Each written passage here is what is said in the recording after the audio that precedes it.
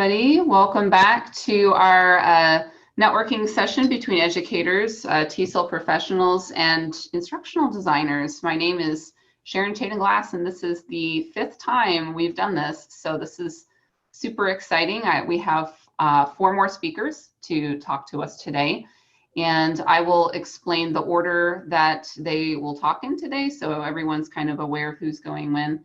First, we have Christine Belzie. Did I say your name right, Christine? Yes, you did. Excellent. And after that, we'll have Liz England, and then Ashley Jennings, and Sara Stevick.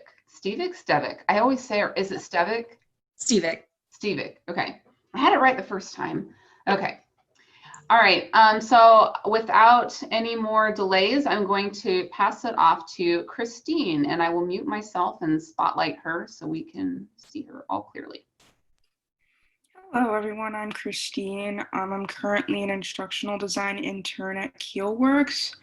My origin story is that I originally wanted to be an English teacher at the high school level, but I found that it wasn't a natural fit and that I focused more on the curriculum development side of it. So after graduating from college, I learned about technical writing and I thought that was interesting.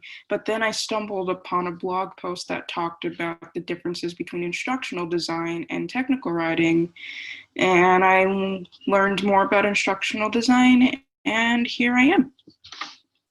Hi, everyone. I'm Liz England. I'm speaking to you today from Winchester, Virginia, and I see some familiar faces and names here. I'm so happy to see familiar old friends and new ones.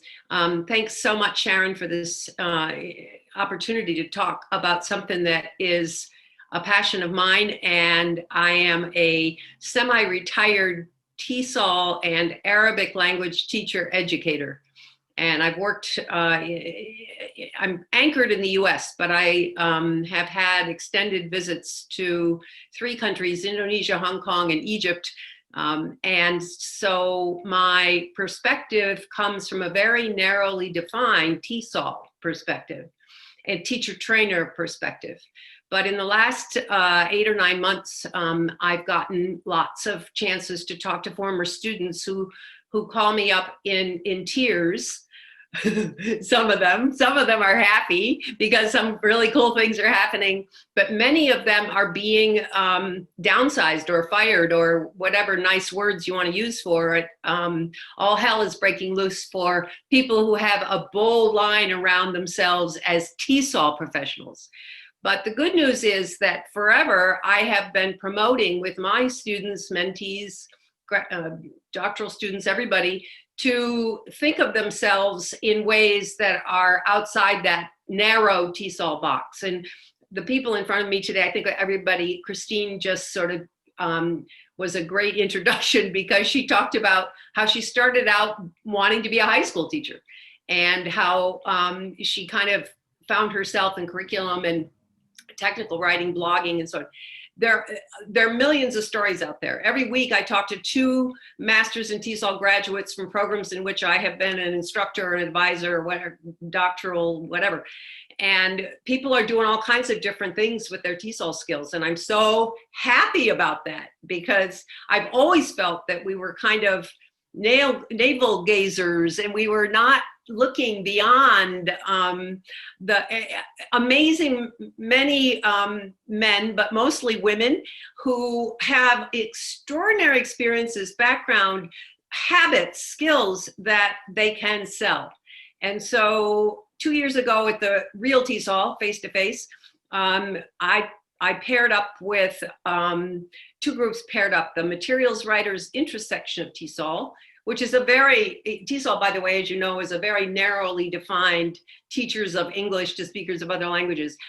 But there's room, as we discovered in the session with materials writers and our group called Career Path Development, kind of putting our expertise collections together and talking to each other and to the audience packed out the door, one of those TESOL rooms that was completely filled. When we arrived a half an hour early, there were people sitting on the floor because there were no chairs left. Everybody wanted to know about our topic, which was called Me ? An Entrepreneur ? Question mark. Maybe some of you were there. I hope so. I had so much fun on that session. Sharon was there. Yay. I could talk all day. I'm going to stop talking. So much to do with, TESOL is pedagogy, cross-cultural communication, applied linguistics. And what can you do with that? A lot of different things. And instructional design is what we're talking about today. But again, instructional design can be defined in many ways too. So thank you, Sharon. That's what I'm going to say. Awesome. Yeah, I was definitely there at that session, and it was standing room only. I was like, is this a sign of things to come? Yeah, who knew, right? Wondering, it really was kind of like everyone was super interested in all the online teaching sessions at that conference, and now here we are. So I don't know, maybe we were just trendsetters, Liz, who knows? Yeah. Yeah. Christine says in the chat, I wish at Liz, I wish I'd learned about instructional design curriculum development while I was in college. It would have saved me from doing a lot of soul searching. Yeah, I agree. It wasn't a term that I ever heard when I was doing my master's degree, although that was, like, I don't know, 14 years ago or so. But I mean, instructional design has been around for a lot longer than that. But I only heard about the term instructional design when I started looking for other jobs that weren't teaching. Yeah. And then I saw it on Glassdoor and I was like, what is this instructional design thing? Oh, like it's making lessons and not delivering them? It sounds a lot easier than what I'm doing. So I had the very similar experience. All right, so next I'm going to give it to Ashley. Let me find Ashley. There's Ashley. I'm here. Hello, everyone. Thank you for having me. I'm going to echo a lot of what Liz just shared and Christine. So great openers for this topic because I think many of us have had similar experiences. My background is in TESOL, as most of you. For the last about 8-ish years, I've been teaching at the higher education level. So 6 years of that, I was teaching at the University of Iowa. And prior to that, I was teaching at the University of Northern Iowa. So a lot of IIUP type programs, a lot of academic English preparation courses. But while I was at the University of Iowa, I also had the opportunity to develop some of my own courses. So we were able to teach what they call 1-credit courses that are just for any student. So we had both international students and domestic students in those courses, but they were kind of filler courses for students who may have been struggling early on in the semester and they needed to pick up credit hours to maintain their full-time status. Yes, that's not how it was sold to the students, but that's definitely the function of the class.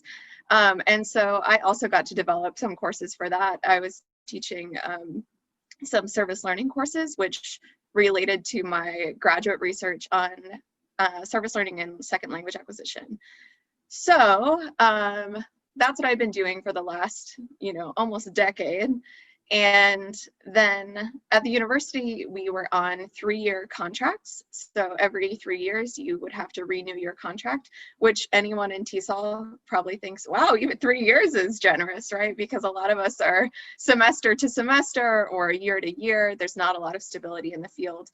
And my contract happened to be up during a pandemic, which is a great time for that to happen. So I kind of saw the writing on the wall. Our numbers had been trending downwards for the last couple of years, and we're a really big department, and we had been losing faculty and not replacing those positions for a couple of years. So then I started thinking, okay, I have a TESOL background. My focus really is on language. I also have a degree in Spanish, and my background before that was in anthropology. And so, what can I do with these skills and this experience that I have? And so I talked to a colleague who had gotten a position out of TESOL into instructional design. And so I asked, okay, what do you do? What is your actual day-to-day job like? And she started explaining it to me.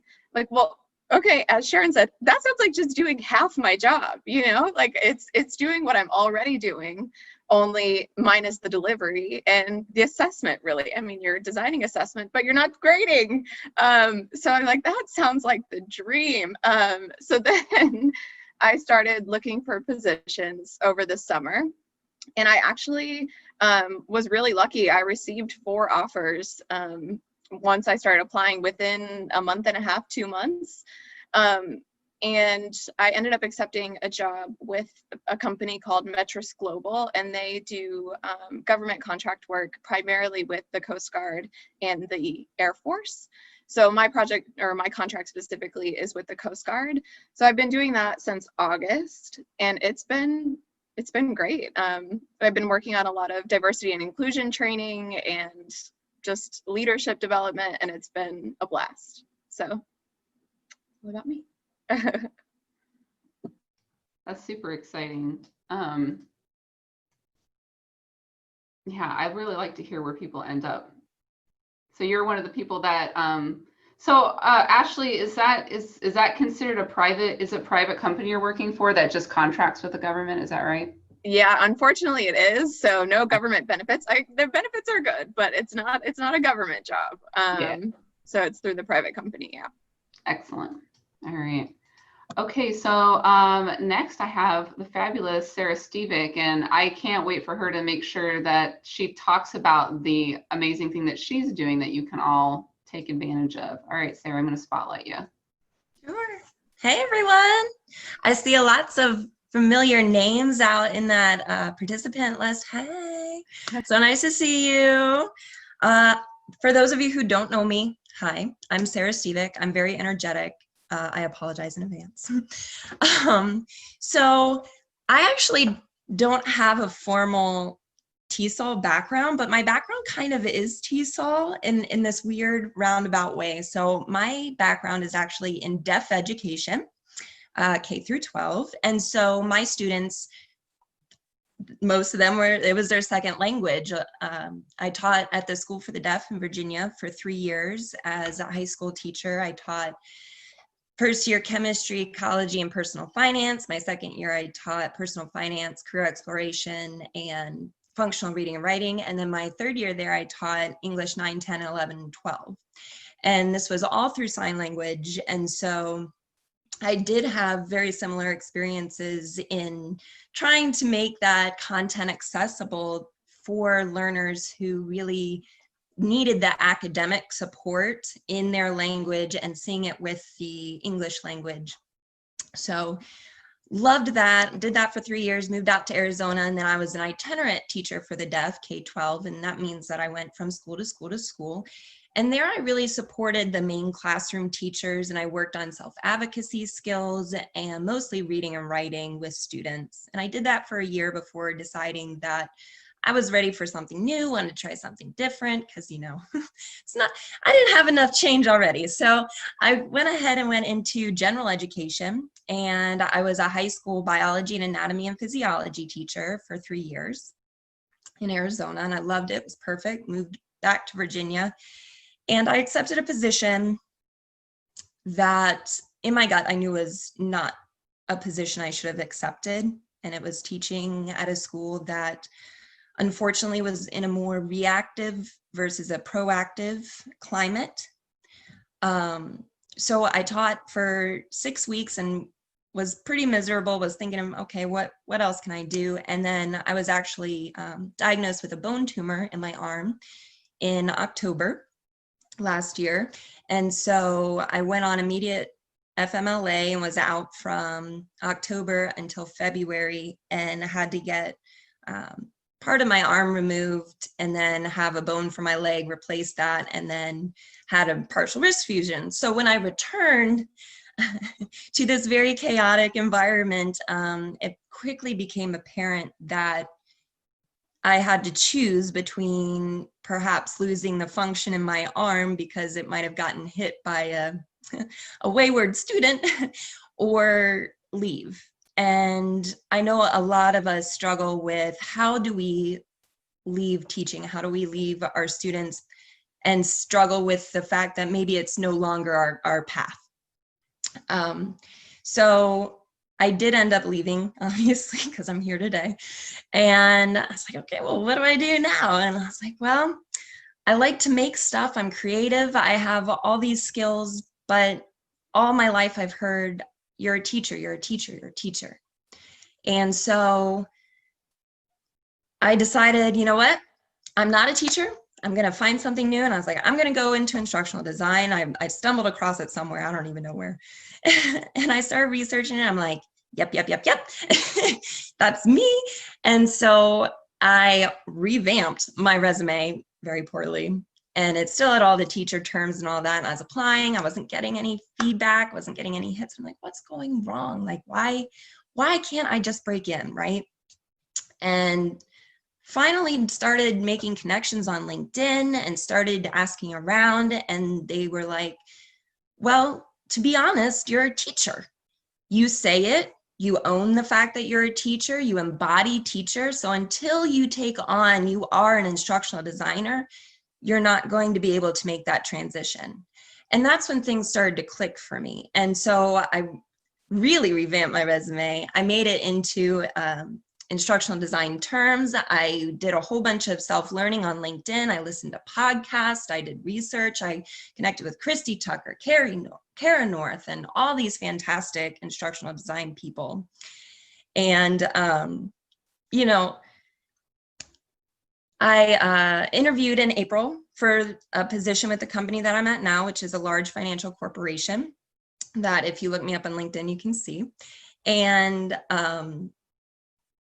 I interviewed, and then they were like, we want to offer you this position. I'm like, yes, I finally made it. And then COVID, they're like, we're on a hiring freeze. So I went and I hid in a hole for a month, because after all the rejection, and then I made it, and then they took it away, it's debilitating. And I really want to put that out there, that just keep going. I know it's hard, just keep going, you can do it. And I applied again in May for a different position, same company, and I got it. And I started in July, and I swear I wake up like it's Charlie and the Chocolate Factory every day. I'm like, is this real life? And so, it's so much fun. People value my opinion. People take heart in my story, which is incredible to me. And I've been working with a lot of teachers trying to help them transition. And so I do have a website. It's called The Next Step, Life After Teaching. If you are a teacher and you're like, I just don't know how to get there, go on my site. I do have webinars coming up in March. A lot of you have already been through my webinars. Hey, webinar people. And so I have the path for that all up for March. And then I'm working on a self-guided path. I'm working on trying to get a schedule so that people who want to, I have a lot of volunteers. And so people who want to volunteer their time to look at resumes or portfolios or hold open office hours, that's going to be coming soon to my site. So go there and get that free help, because you know what? There's a lot of people out there trying to make a buck. And I respect that. I do. But teachers, we don't have a lot of bucks. So I'm not saying it's all encompassing, but I am saying it is a good place to start. And it's full of people who really want to see teachers succeed and do what they're passionate in a safe place, where you won't be judged or guilt tripped for saying, you know, I love teaching. That was great. I'm ready to move on in my career. And it's okay to say that to yourself. It's okay to say that to others, and don't let other people get you down. It's my main takeaway. I did have a question. What inspired me to pursue deaf education? My best friend in high school took sign language. I just wanted to hang out with my best friend, so I took sign language. And the first day, she didn't say anything to us. And by the end, it was, you know, we knew how to ask what your name is and how, you know, how are you? And I was like, wow, this is fantastic. And then it started getting into deaf culture. And I was like, I want to be part of this. There's not enough out there that supports deaf learners. And I want to be part of that change. And I loved it. I did. It broke my heart a little bit, because unfortunately, there's a lot of red tape. I'm sure many of you know what I'm talking about, especially if you have education, special education background. But I do not regret one iota any of my teaching experience, because it really set me apart as an instructional designer, because not only did I have the skill set to make things, but I had all those years of learning acquisition knowledge, how people learn. And so that's something that really does make you stand out from others who maybe have gone into instructional design in another capacity. So that's me. Happy to talk to whoever, happy to connect. And Liz had a question. Do you want to ask your question, Liz? Well, yeah, I mean, this is sort of off topic. Sarah, thank you. I love your energy. And I don't talk to teachers anymore who say to me, well, I'm just a teacher. I can't take it. I mean, it's just, we can talk about that later. Sarah, are you related to a very famous TESOL person called Earl Stevick, who is like a god in my mind? And I'm older than everybody in this room, but I just want to say Earl Stevick, and you know, you better use that, because he was pretty cool guy. I don't know. I'm going to have to connect with him and see, you know, I'm sure we're related. He's probably like my second cousin, twice removed on my mother's side through marriage or something. He died. He's old. He was much older. He died a long time ago. Oh, he might be hard to connect with on LinkedIn. Yeah, might be. Wonderful guy. Thank you. Well, that's so great. That's so great. So Sarah's website is lifeafterteaching.com. Is that right? Or is it something a little different? Lifeafterteaching.com is some other website that is much more beautiful than mine. My website is in the works, because all this really came to fruition over the last month and a half. And so I was scrambling to put together webinar materials and the website and it's been a lot, plus my new job and, you know, plus my 2-year-old. So her website looks fantastic. It does cost money. Mm-hmm. No, yeah, but you know, it's .co. Okay, so lifeafterteaching.co. Yep, and I'll drop it in the chat. Yeah, actually, somebody, or Erin did already, so it's there. Erin's amazing. Thanks, Erin. Good job, Erin. Erin's helping out too with all that. She's our Twitter person. Nice. All right, so we're at a good stopping point for the recording, and then we're going to go to breakout rooms. Okay, welcome back, everyone. Before I open it up to whole group questions, I want to make sure that everybody knows when the next one of these networking sessions is going to be. The next one will be on Tuesday, January 5th at 7 p.m. Eastern Standard Time. And on the agenda that I shared with you, you will have the registration link there. So you can go ahead and register if you want to join us then. And I'm just going to open it up now. Feel free to unmute yourself and I will spotlight you and we'll take your questions. Okay. I was just talking in my breakout room about the idea of creating the portfolio, which is in some ways a professional website that showcases your work. And I was curious if anyone here wanted to share more of how they even began that process. Did you start going through old lesson plans? Or did you go through things that your students had really responded well to? Did you go through things you had already used for an annual review? How did you even begin the process of weeding through what you had? And or did you not do it that way? Did you start the other way with more like an outline of a concept or a story you wanted to tell and then built it thematically? So how did you begin the process of selecting materials to showcase your work? Ashley or Sarah, did you do a portfolio?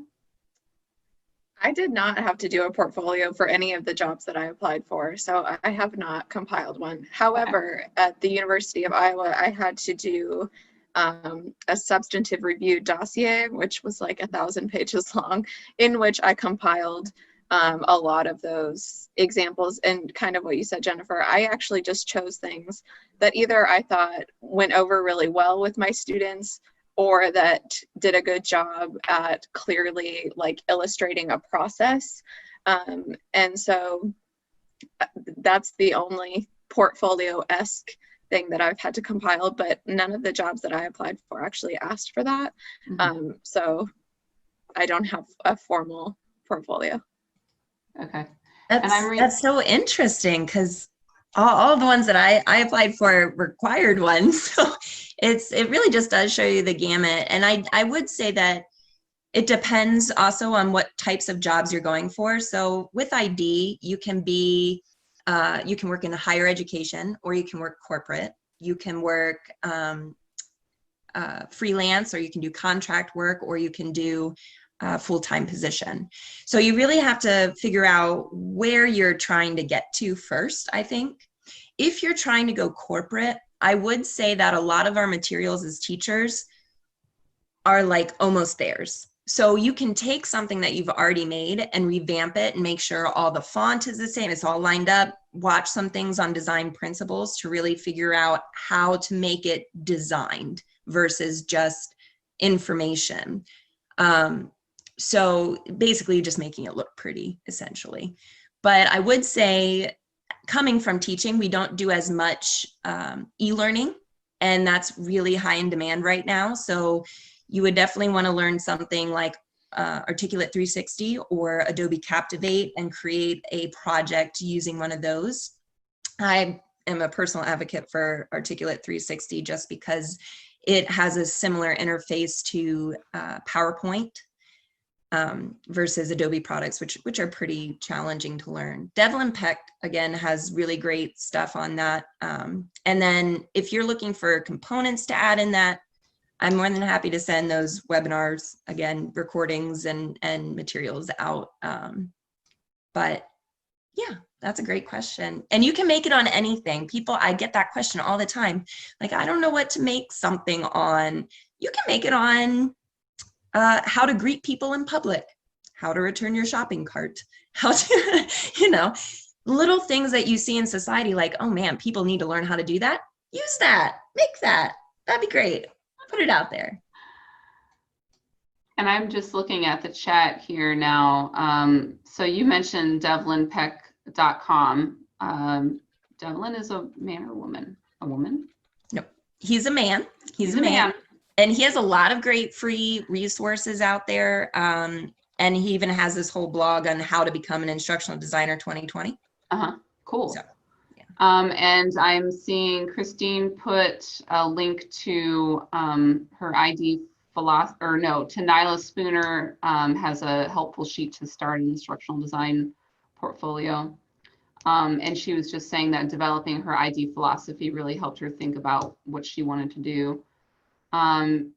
Kate recommends doing eLearn Heroes challenges. eLearning Heroes challenges, those are through Articulate. Question about educator discount for Articulate in Camtasia. So Articulate has a discount for educators. Regular individual price for Articulate Storyline 360 is $999 a year. The educator discount is $499 a year. When it comes to Camtasia, that is a flat rate of, I think, $249, and then you outright own it. I have not heard of an educator discount for that, but I may be missing something. Okay, cool. My question is really quickly, like when you click, because I was at the website and so they have, business, freelance, educator. If you click on educator because you want to purchase it, what do they use to determine whether or not you're an educator? Do they want your email, school badge, or do they want your certification? They want your .edu. Okay, so you have to be actively teaching. It's not enough that you have a certification. You have to have that email. Okay. I'll leave it at that. All right. Maybe even if you're a student, ... I don't know. That's funny. Yeah. Gwen says, I did get a discount on Camtasia once I was in my trial and paid $149. Ha says, my challenge is to know which companies that have job openings that best suit me and that I can apply to. Yeah, I think that's everyone's challenge, is to figure out what really makes sense to you. What can you be flexible enough to do? There's tons of jobs for all kinds of companies. I mean, there's jobs for people that sell tires. You know, someone's got to do that job. Would you like to do it? You know, it just depends on how flexible you are. Sometimes if the price is right, you're like, yeah, I'll do technical writing for an instruction manual on tires, right? If it's going to support me. And I just said technical writing because sometimes when you put in instructional design, what comes back are jobs in technical writing because some of those skills overlap. Yes, HR departments have instructional design positions too. Yeah, because a lot of those positions fall under HR for learning and development. Sharon, can I say something? Yeah, let me find you and I'll spotlight you. There you are. Yep. Really quick. Many of the questions in our breakout, it's your first out, right? Many of you are looking at your first, how do I do it, Haas said, and I don't know how to do it, and Lynn was talking about. So what I want to say is that it is a slog. The first hit or contract or job is going to take some time. You're doing two things at the same time. You're job hunting, right? Of course, but you're also reinventing yourself. So you're learning and you're going to screw up. Somebody's going to say, oh, can you do this, and that? You say, well, yes, but, and you'll forget that you're bilingual. Don't forget, many of you are bilingual. Don't forget that sometimes is a real selling point. So there are lots of things that are going on in a first out when you're transitioning into this new, I really think of it as retooling and not saying bye-bye to TESOL, because your TESOL identity is going with you and all your stuff, the knowledge, the skills, the habits. But what you're doing is, and you have to forgive yourself, for screwing up, because every time you get an interview or you get a hit, let's say at Headhunter says, I want to look at LinkedIn, I just had this happen yesterday. And they say, I'm going after people who have experienced Middle East, North Africa, yada, yada. And I just didn't, I didn't connect with him, and it's okay, right? I mean, when you're first starting out, you're going to have a lot of misses, but for every one of those, you're learning something. And the next one, you won't do that again. Mm-hmm. So, think of it as kind of fun if that's possible. I know that, the paycheck is important and having a job that you love is even more important, but it's possible to break in. You just have to kind of know that it's not going to last forever. It's going to be a short-term, struggle a little bit. And of course we got COVID, but it gives you something to do. It's a great thing. I know so many of my former students who have used this time to do very cool things that they never would have done if they'd had a normal life. Thank you. Yeah. Can I tag on to that real quick? Absolutely. I just thought that was fabulous. Thank you, Lizabeth. Yeah, I would have to agree that, please, please, please don't jump out of the pot and into the fire. Okay. It's okay to say no to a position. Like if you're interviewing and then it just starts to snowball and you're like, I don't know if that's something I want to do. You can say no. It's okay. And it's also, you're going to get a lot of rejection, and that's okay too, because it's like finding the perfect shoe, right? Not every shoe is made for your foot, just like not every job is made for your lifestyle and your personality. So really look at the company values and make sure that they align, and and don't be afraid to take a quote unquote menial job, if you will. You never know where your next opportunity is going to come from. As long as you don't get that gut feeling that says, I think this might be a bad idea, go for it. Yeah, and there are predators. There are predators. Be careful. I mean, there are ways of addressing that in another topic, but I just, if it doesn't feel right, it's probably not right. Yes. I would say I wanted to add just quickly, because as I said, when I was applying for jobs over the summer, I ended up getting 4 offers. So that sounds like, oh, that's great. That's a lot. But what I didn't say was that I also applied for nearly 1,000 jobs. And I'm not joking when I say 1,000 jobs. And so with that though, and this is different people employ different strategies. I am not location bound, and I really was open to whatever, you know. I kind of was just throwing things at the wall to see what would stick in the beginning. And I thought, you know, in the beginning, if the strategy is not working, then I will try something else. And I tailored my resume to instructional design. I revamped a lot of the terminology, as we had talked about before. And then I really, really, really heavily utilized the easy apply feature on LinkedIn. And I looked at jobs that were easy apply. And if it even, in some cases, I'm not lying, I did not even fully read the job description. I would read a little bit about it and say, is that something I might like to do? Sure. Easy apply? Sure. Send it in. And honestly, that opened a lot of doors for me that I would not have gone through had I been overthinking it too much, you know.